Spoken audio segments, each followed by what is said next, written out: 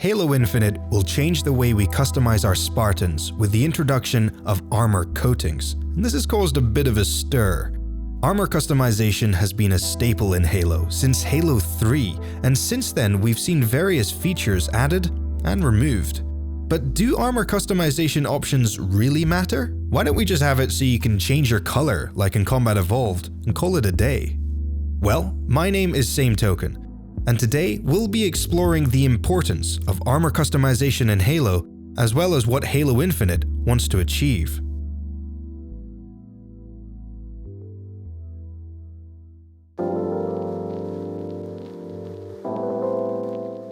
Customization in video games often refers to empowering the player to alter their gameplay in some way. For example, upgradable perks that decrease reload times, or maybe new car parts that can improve performance. These would fall into Type 1 of Turkey and Adornments game customization categories, customization that directly affects game mechanics. There are two other customization types, with Type 3 referring to user interface customization, but the one we're interested in is Type 2, the customization of appearance. These are choices that don't impact gameplay. For instance, in-game avatars. The way players customize their avatars differs depending on what they wish to achieve, whether that's to reflect their personal aesthetic views or fit into a community. Perhaps they want to relate to their character, or maybe simply create their own stamp within the game world.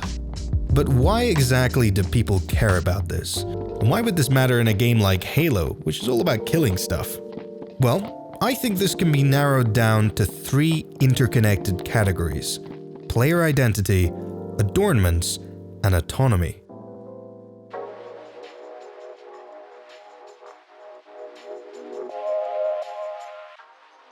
When it comes to player identity, in virtual environments, players establish a digital identity, often expressed through the appearance of their avatars. Something called the mirror hypothesis suggests that players relate favorably to avatars who look like themselves. This is known as the mirror. Or represents something they wish to be, and this is known as the magic mirror.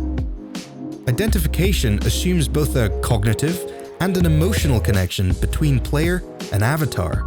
And if these connections are satisfied, it has been found that players are more likely to spend way more time in the game. Now, role-playing games are likely to experience far more opportunities for the construction of digital identities than something like Halo. Yet, even though it may not affect everyone, longtime players of Halo may begin to identify with their Spartan. Perhaps finding a specific color or piece of armor that really speaks to them. Think of any armor sets that you like so much that you wear them in every Halo game, and any time that in theater mode you're able to identify your Spartan simply through their appearance. Halo likely channels the magic mirror, placing players in an imagined world where they can perceive themselves in alternate ways. This is especially true of Halo Reach, as armor selections carry over to the campaign.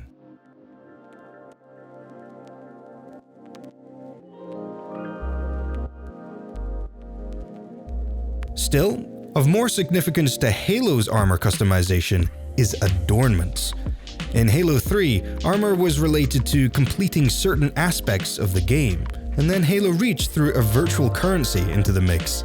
Those invested in these games will know what each armor means. Seeing an expensive armor set in Reach that you've been saving for ages will jump out to you when you see it worn by another player.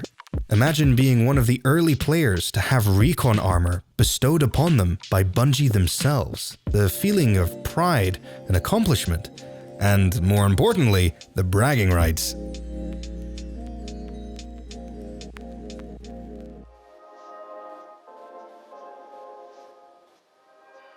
But there's still more to it than simply rubbing your armor in your friends' faces. Self-determination theory suggests that to achieve the motivation to return to an activity, players should feel control over that activity. In other words, player autonomy, like the ability to customize avatars, can affect the player's motivation to continue playing. Video games inherently include features that increase player agency, which can be as simple as allowing the player to move within the game space. But In researching motivation in video games, Turkey and Adornments found that customization in particular is a powerful driving force in increasing motivation over longer periods of time, as it maintains the game's novelty. Now, Halo's gameplay offers more than enough to stand on its own without requiring customization. After all, Halo Reach without armor customization would still be a blast. But this does suggest that overall, customization can benefit a game's longevity, and therefore player numbers. Being a multiplayer game, this is great for Halo fans as it keeps the game alive longer, and great for the publisher as players are more likely to become invested in the Halo franchise. Thus, the combined benefits of customization on player identity, adornments, and autonomy can result in improved longevity, feelings of reward, and an outlet for self-expression. Even one of Bungie's oldest games offered a very minor level of customization, allowing the selection of the player's avatar. To learn more about these games, be sure to check out my Bungie Origins series by clicking on the pop-out banner in the corner. Throughout the franchise, Halo has increasingly capitalized on customization, introducing new features with each release.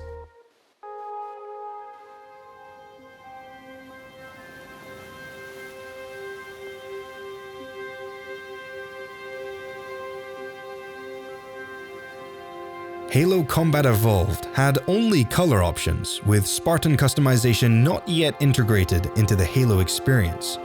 But Halo 2 improved on this, offering a secondary color to change, as well as the ability to play as either a Spartan or one of the alien elites. Also introduced was Halo's emblem system, where players could create their very own stamp, which then appeared on their armor. As the first Halo that could be played over Xbox Live, players could now really create and begin to form their virtual identity. Halo 3 naturally progressed onto offering armor permutations, finally allowing players better tools for self-expression. Players could now customize both their Spartan and Elite, mixing and matching a variety of different armor pieces. While 2 armor sets were unlocked from the very start, players had to complete various objectives to unlock the rest. For instance, the Mark V set required players achieve the rank of Sergeant in multiplayer, and as I mentioned before, Recon was initially only granted by Bungie staff themselves, leaving the wearer's teammates and opponents in awe. All it took to view another player's armor is clicking on their profile. Thus, players could finally show off their accomplishments, whether that be completing the campaign on normal or impressing Bungie. Halo 3 ODST didn't have its own competitive multiplayer, though it did introduce the multiplayer wave defense game mode, Firefight. Within this, players could select which character from the ODST campaign they wanted to play as. While this was a step back from Halo 3's level of customization, it was a game with a very different scope, and so this certainly didn't detract from its experience. And besides, Halo Reach would make up for it, and then some. Widely recognized for its armor customization, Reach offered far deeper options than Halo 3. In addition to modifying the helmet, shoulders, and chest, players could now change their wrist, utility, visor color, and knee guards. Helmets even had sub-options with additional attachments. Changing gender was now reflected in the armor, unlike in Halo 3, which only altered the way you sounded when you died. Now, the Elite armor did go in the opposite direction, only being swappable as complete sets. But Halo Reach was all about your Spartan. As mentioned previously, your customized armor even appears in the campaign. While before you were playing as the Master Chief, a character with a relatively fixed look, Noble 6 in Reach was entirely malleable. Reach really was Bungie's precursor to Destiny, a game that places even more emphasis on player agency. Unlocking armor was overhauled too. Instead of being unlocked solely by completing objectives, Reach introduced a virtual currency, credits, with which armor could be purchased. You could earn credits just by playing, and so purchasing your first few armor pieces was relatively easy. But you might be grinding for quite a while to afford the more expensive items. At least it was easy to show off the fruits of your labor. Instead of having to access a separate menu to view other players' Spartans, they were presented right at the side of the lobby menu as you flick through their gamer tags. Truly, in Halo Reach, you are constantly reminded of your Spartan's appearance, as well as that of other players. This, I think, is why Halo Reach is often considered the pinnacle of armor customization in Halo. Halo 4 offered much the same in its armor customization, with certain omissions like helmet sub-options and the ability to play as an elite. Also gone was the credit system, instead returning to the Halo 3 style objective-based unlocks. Then there's the behemoth, the Master Chief Collection. Amalgamating all the Halos from Halo Combat Evolved all the way to 4, all the same customization options are available for each respective game. And after years of updates, we now have extra content as well. For instance, in addition to color options, Combat Evolved now lets players swap out their visors. Halo 2 offers much the same as the original, but the new remastered version has 3 armor sets you can mix and match. Halo 3 has been given new armor pieces, but Halo 4 remains relatively unchanged. Now, while most armor options are available from the get-go, a Battle Pass style system was introduced for players to unlock the new customization features, like the Combat Evolved visor colors. And in the case of Halo Reach, this was how players unlocked each armor piece. And finally, Halo 5 Guardians saw customization reduced a little. Players could still select their preferred helmets and visor colors, but items like chest pieces, shoulders, and knee guards were now on a set menu, only coming as a complete package. Gone is both the Halo 3 style of armor unlocks through completing objectives, as well as Halo Reach's use of a virtual currency. Instead, Halo 5 makes use of loot boxes. Effectively, while some armor can be unlocked by completing specific tasks, most armor is available through random chance. Emblems are unlocked in much the same way, except with even less customization. This perhaps represents a step back when compared to Halo Reach and even Halo 4. But it's important to note that the huge customization overhaul we saw in the Master Chief Collection occurred after Halo 5 was released. And that brings us onto Halo Infinite.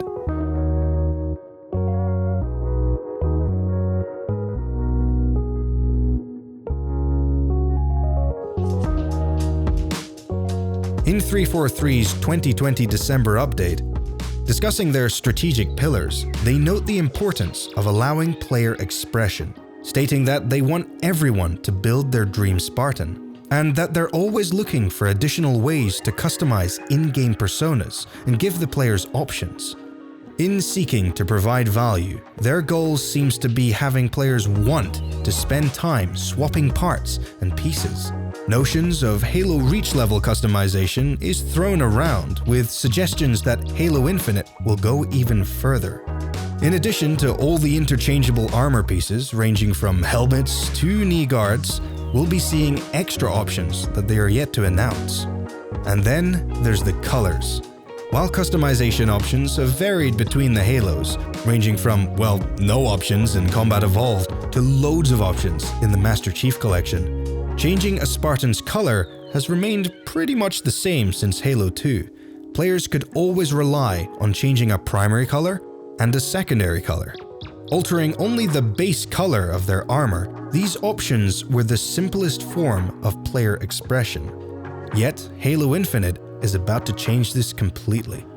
Feeling that flat colors, all within the same pattern, wouldn't be good enough for Halo Infinite, they have made the decision to move away from primary and secondary color options and in its place introduce armor coatings.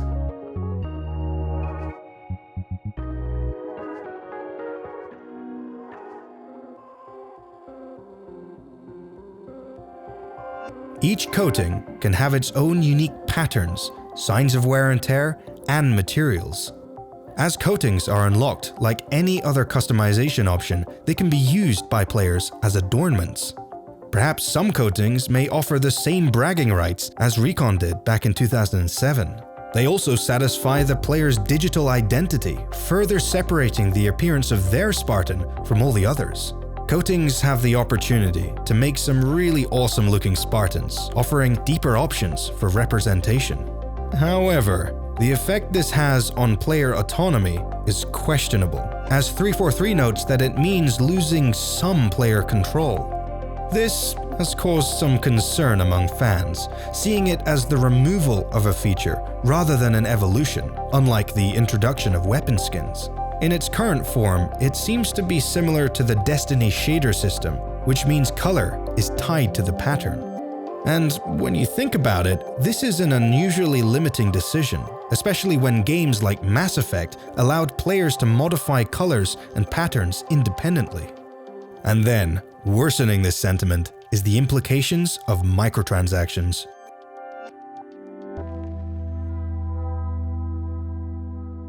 Although players will be able to obtain customization options through gameplay, it was confirmed that Halo Infinite will have premium cosmetics.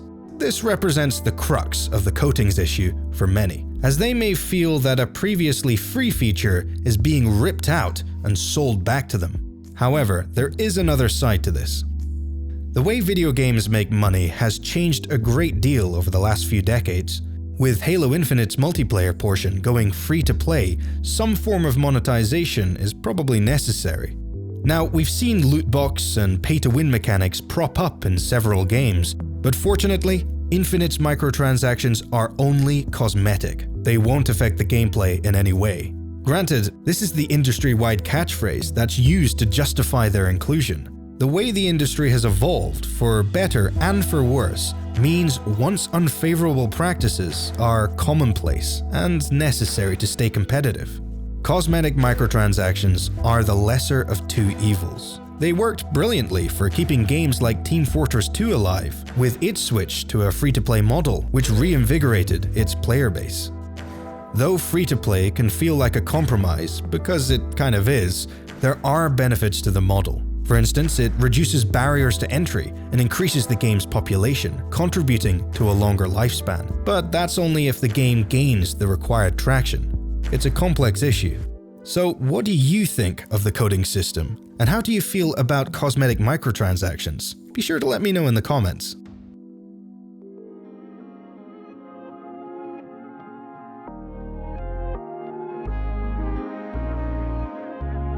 Considering the benefits of player identity, adornments, and autonomy, it's easy to see why Halo Reach applied them all and set the bar for customization in the franchise.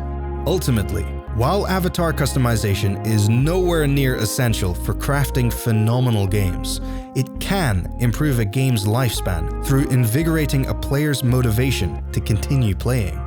This is particularly relevant now, as Halo Infinite seems to be pushing for longevity, serving as a platform for the next decade. And with 343's December update, it's clear that they'll be using Spartan customization as one of the vehicles that drives this player motivation, both in terms of playtime and monetization. Yes, we will be seeing cosmetic microtransactions, which has its own benefits and pitfalls, but that's something I'll be covering in more detail in another video. So, thank you so much for watching. If you enjoyed, please be sure to leave a like and subscribe and hit the bell icon for more Halo content. Stay safe out there, and I'll catch you next time.